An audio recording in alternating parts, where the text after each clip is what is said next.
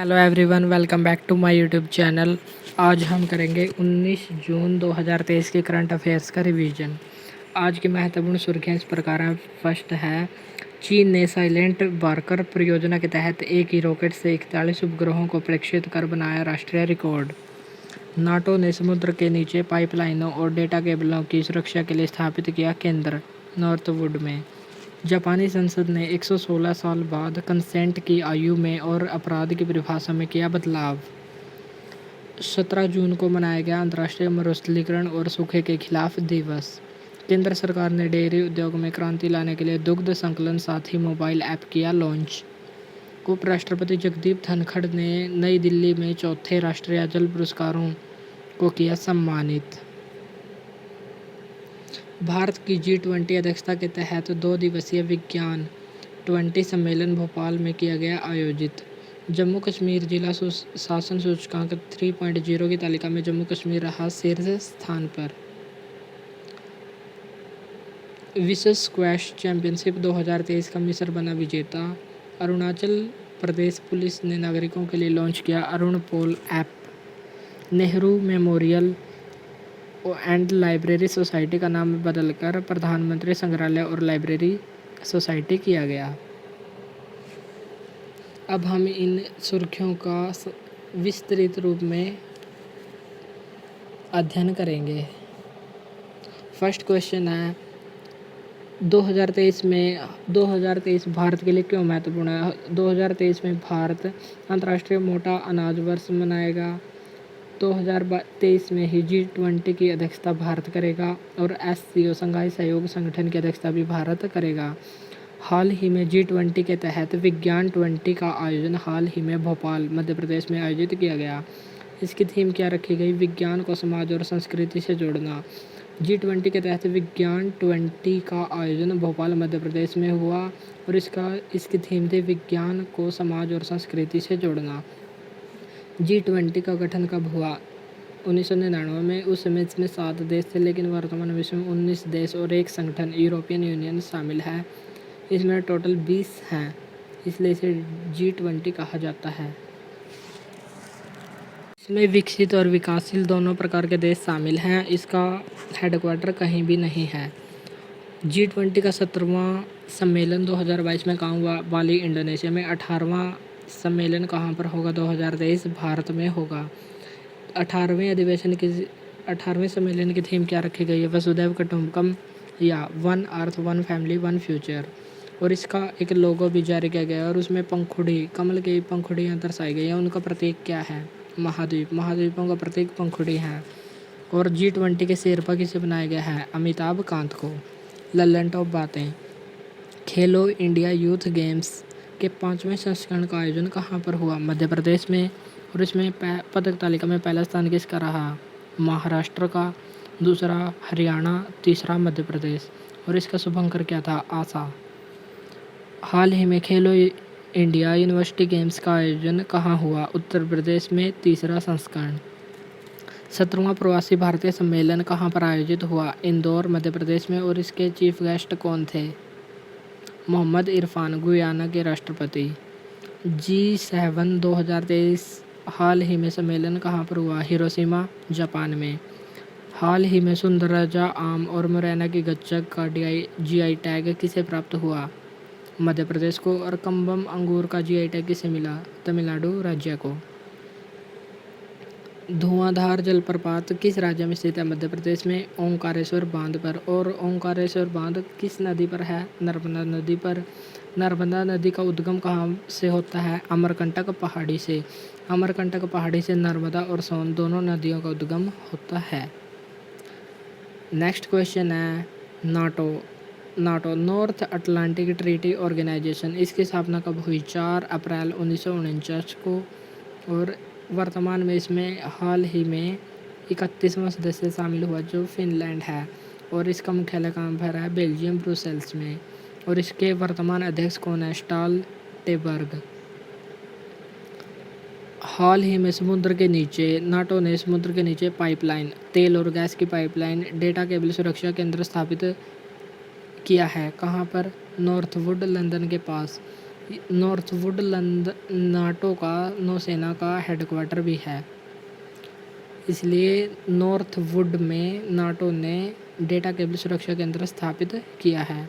Nord stream pipeline हादसे के बाद इसको स्थापित किया। ब्रुसेल्स में किस किस संस्था के मुख्यालय स्थित है? नाटो, यूरोपियन यूनियन, इन दोनों के मुख्यालय बेल्जियम ब्रुसेल्स में स्थित है। पेरिस में यूनेस्को, FATF, इन दोनों संस्थाओं का मुख्यालय स्थित है। और 33वें ओलंपिक 2024 में कहाँ पर होंगे? पेरिस। बर्लिन किस देश की राजधानी है? जर्मनी की। कोप फर्स्ट का आयोजन कब हुआ? 1995 में। नॉर्ड स्ट्रीम पाइपलाइन किन दो देशों के मध्य स्थित है? रूस और जर्मनी। ललन टॉप बातें। एयर डिफेंडर एक्सरसाइज किस संगठन से संबंधित है? नाटो से। यह नाटो की सबसे बड़ी एयर एक्सरसाइज है। नाटो का नवीनतम सदस्य कौन सा है? 31वां फिनलैंड। लॉक्ड शील्ड्स अभ्यास किस संगठन का है? नाटो का। बाल्टिक देश कितने हैं? 3। लातविया, लिथुआनिया और एस्टोनिया। नेक्स्ट है जापान की संसद का नाम क्या है? डाइट। हाल ही में जापान ने कंसेंट आयु को चेंज कर दिया है। कंसेंट आयु पहले 13 वर्ष थी, अब 16 वर्ष कर दी गई है। 13 वर्ष 1907 में की गई थी और 116 साल बाद 2023 में इसको 16 वर्ष किया गया, मतलब चेंज कर दिया। कंसेंट क्या है? यह वह आयु है जिसके नीचे जाने पर यौन गतिविधि को बलात्कार माना जाएगा। बलात्कार या रेप, इसकी परिभाषा पहले होती थी कि जबरन यौन संबंध बनाए तो रेप कहलाएगा, लेकिन अब गैर सहमति से भी संबंध स्थापित हुआ तो रेप माना जाएगा और निजता का उल्लंघन हुआ तो भी इसको रेप माना जाएगा। कंसेंट की आयु बदलने वाला देश कौन सा है? जापान। राइट टू प्राइवेसी किस अनुच्छेद से संबंधित है? अनुच्छेद 21 से। और इसका संबंध किस केस से है? पुट्टा स्वामी केस, जो आधार कार्ड से संबंधित केस है। नया संसद भवन का निर्माण किस कंपनी द्वारा किया गया? टाटा कंपनी द्वारा। सेंट्रल विस्टा प्रोजेक्ट, इसको कहाँ पर स्थापित किया गया? संगोल। इसमें संगोल के ऊपर एक प्रतिमा स्थापित की गई, नंदी की प्रतिमा, और इसका उद्घाटन कब हुआ? 28 मई को, वीर सावरकर की जयंती पर। ललन टॉप बातें। राष्ट्रपति, उपराष्ट्रपति और गवर्नर बनने की न्यूनतम आयु कितनी है? 35 वर्ष। लोकसभा का सदस्य बनने की न्यूनतम आयु कितनी है? 25 वर्ष। मतदान की आयु कितनी है? 18 वर्ष, पहले 21 वर्ष थी। 61वें संविधान संशोधन द्वारा 1989 में इसको 21 से 18 वर्ष कर दिया। और 69वां संविधान संशोधन दिल्ली से संबंधित है।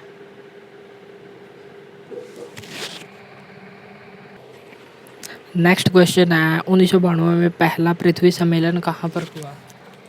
ब्राज़ील, रियो ब्राज़ील में, और इसकी रिपोर्ट का नाम क्या था? एजेंडा 21। इसके दौरान UNFCCC, united nation framework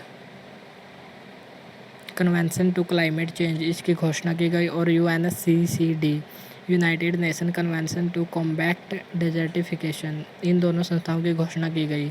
UNFCCC की बैठक का नाम क्या है? कोप। और कोप फर्स्ट का आयोजन कहाँ हुआ? जर्मनी, बर्लिन में। क्लाइमेट चेंज से संबंधित है, इसकी स्थापना कब हुई? 1994 में, वॉन, जर्मनी में इसका मुख्यालय स्थित है। United nation convention to combat Desertification, इसका उद्देश्य मरुस्थलीकरण रोकथाम करना है और इसकी स्थापना भी 1994 में हुई। 17 जून 1995 को पहली बार मरुस्थलीकरण रोकथाम दिवस मनाया गया और यह अंतर्राष्ट्रीय मरुस्थलीकरण और रोकथाम सूखे के खिलाफ दिवस था। और 2023 में इसकी थीम क्या है? हर लैंड्स हर राइट्स, अर्थात महिला को भूमि और संपत्ति पर अधिकार देना और सूखे की रोकथाम में महिलाओं की भागीदारी बढ़ाना इसका मुख्य उद्देश्य है। तो अपना क्वेश्चन है 17 जून को कौन सा दिवस मनाया जाता है? अंतर्राष्ट्रीय मरुस्थलीकरण और सूखे के खिलाफ दिवस। ललन टॉप क्वेश्चन है क्योटो प्रोटोकॉल कब हुआ? 1997 में। कोप थर्ड को क्योटो प्रोटोकॉल भी कहा जाता है। यह जापान में हुआ। इसका उद्देश्य ग्रीन हाउस गैस के उत्सर्जन को कम करना था और यह लागू कब हुआ? 2005 में। सेंडाई फ्रेमवर्क का संबंध किससे है? आपदा प्रबंधन के लिए हुआ, जापान में हुआ। मॉन्ट्रियल प्रोटोकॉल कब हुआ? 16 सितंबर 1987 को ओजोन परत संरक्षण के लिए हुआ और 16 सितंबर को प्रत्येक वर्ष ओजोन संरक्षण दिवस भी मनाया जाता है। COP 27 का आयोजन कहाँ हुआ? मिस्र, शर्म अल शेख नामक स्थान पर हुआ और COP 28 का आयोजन 2023 में UAE संयुक्त अरब अमीरात में होगा। COP 15 का संबंध किससे है? जैव विविधता से और इसका आयोजन मॉन्ट्रियल कनाडा में हुआ और 2022 में इसका अध्यक्ष कौन था? चीन।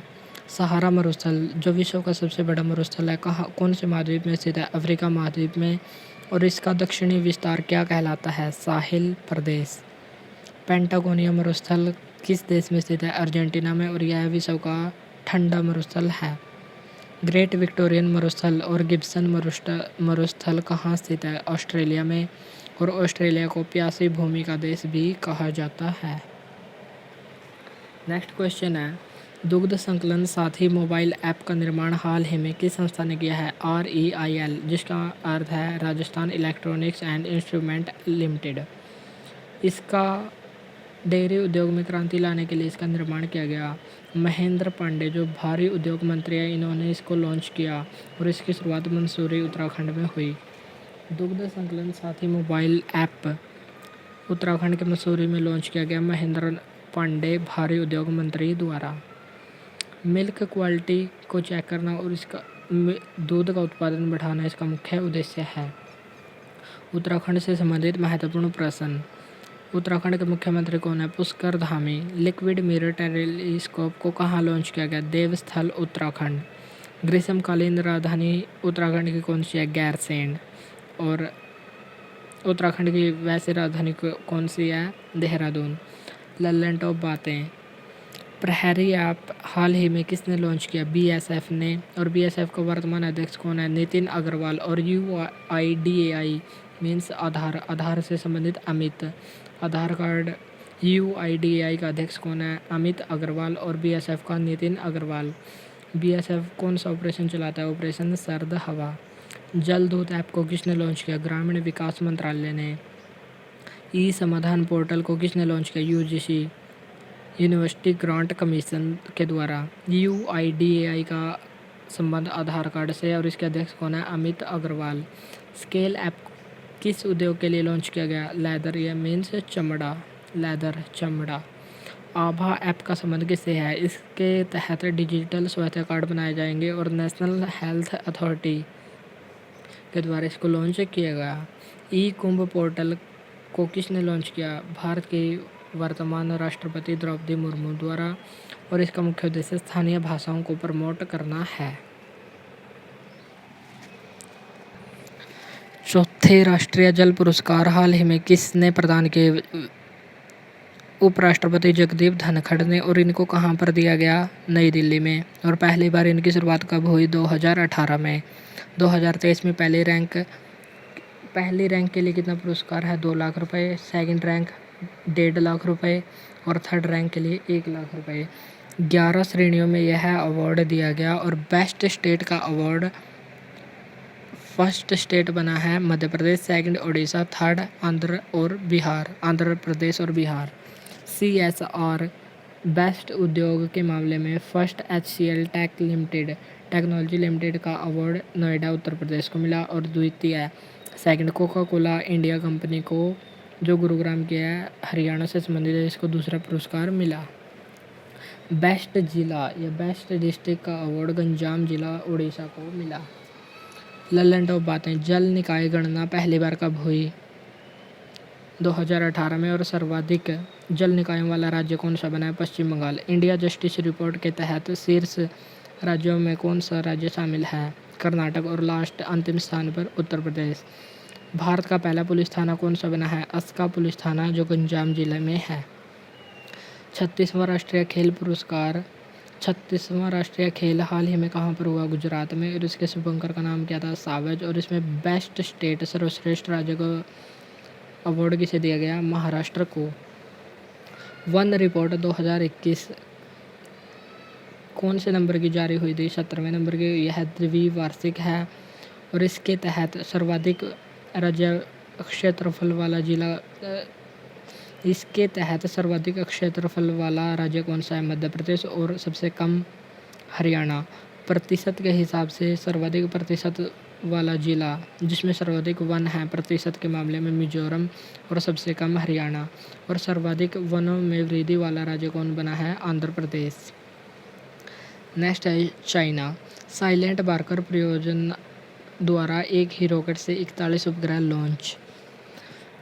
हाल ही में चीन देश ने साइलेंट बार्कर परियोजना के तहत एक ही रॉकेट से 41 उपग्रहों को लॉन्च किया है। इसमें सबसे महत्वपूर्ण उपग्रह जिलिन उपग्रह है। चाइना 41 उपग्रहों को लॉन्च करने के कारण इसने नेशनल रिकॉर्ड बनाया, अर्थात एक ही रॉकेट से 41 उपग्रह पहली बार लॉन्च किए।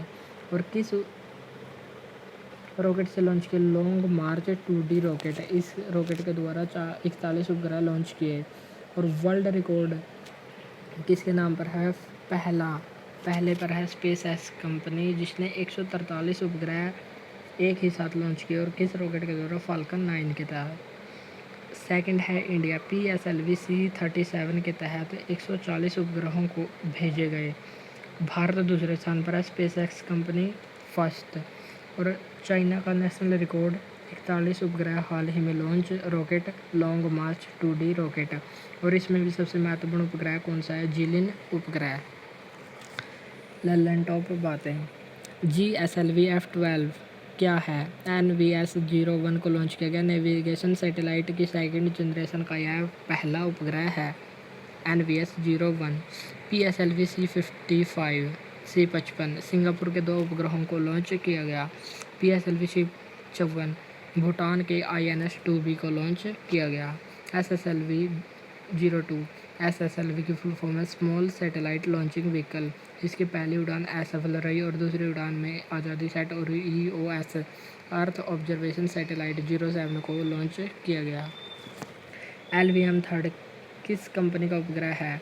LVM-3 OneWeb कंपनी का उपग्रह है जिसका उद्देश्य इंटरनेट कनेक्टिविटी को बेहतर करना है। OneWeb के 36 उपग्रहों को लॉन्च किया गया। LVM-3 किस कंपनी का है? OneWeb। नेक्स्ट क्वेश्चन है जिला सुशासन सूचकांक जारी करने वाला पहला राज्य कौन बना है? जम्मू कश्मीर। हाल ही में जम्मू कश्मीर ने इसका तीसरा संस्करण जारी किया है और इसमें पहला स्थान जम्मू जिला का, दूसरा सांबा जिला और तीसरा श्रीनगर का रहा है।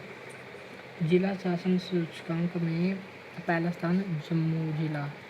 ललन टॉप बातें।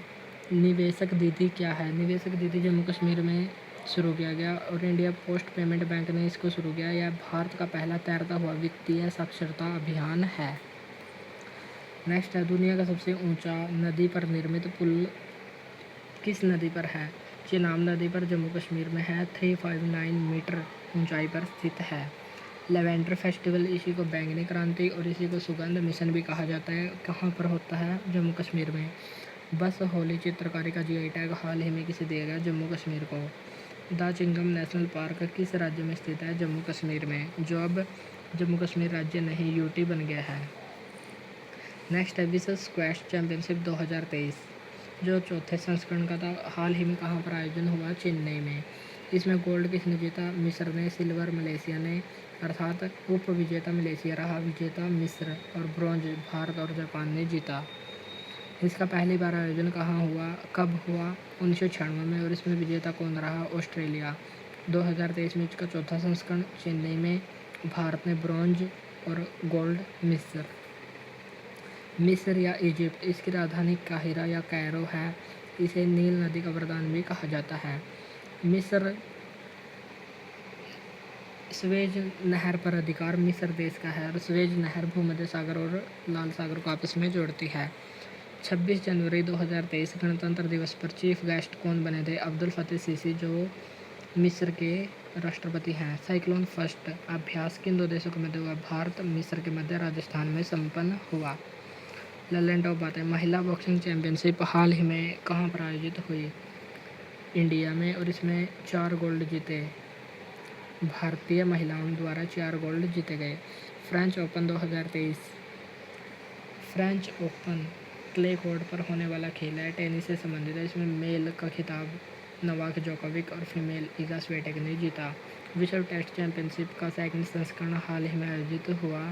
इसमें विजेता कौन सा देश रहा? ऑस्ट्रेलिया। पिछली बार इसके पहले संस्करण का विजेता न्यूजीलैंड था। इस दोनों समय भारत को हराया गया। भारत दोनों बार उप विजेता बना। नेक्स्ट है अरुण पोल ऐप हाल ही में किसने लॉन्च किया? अरुणाचल प्रदेश के मुख्यमंत्री पेमा खांडू के द्वारा इसको लॉन्च किया गया। अरुण और पोल दो शब्दों से मिलकर बना है। अरुण का मतलब है अरुणाचल प्रदेश और पोल का मतलब है पुलिस, अर्थात नागरिकों को पुलिस स्टेशन जाने की ज़रूरत नहीं होगी। ऑनलाइन FIR वेरिफिकेशन, किराएदार वेरिफिकेशन आदि सब ऑनलाइन ही कर दिया जाएगा। नागरिकों को पुलिस स्टेशन आने की ज़रूरत नहीं होगी। इसके लिए अरुणाचल प्रदेश की पुलिस ने अरुण पोल ऐप को लॉन्च किया है। बोमडिला दर्रा, दिफू दर्रा, सियोम पुल, Namdapha national park, Mouling national park और अरुणाचल प्रदेश की राज्य तितली केसर-ए-हिंद, इन सभी का आंसर अरुणाचल प्रदेश है। बोमडिला किस राज्य से संबंधित है? अरुणाचल प्रदेश। दिफू दर्रा अरुणाचल प्रदेश। सियोम पुल जिसका हाल ही में निर्माण हुआ किस राज्य से संबंधित है? Arunachal Pradesh. Namdapha national park Arunachal Pradesh. Moulding national park Arunachal Pradesh. केसर-ए-हिंद राज्य तितली अरुणाचल प्रदेश की है। नेक्स्ट है महत्वपूर्ण सूचना, Nehru memorial museum and library society का नाम बदलकर प्रधानमंत्री संग्रहालय और लाइब्रेरी सोसाइटी किया गया। आज के लिए इतना ही। इस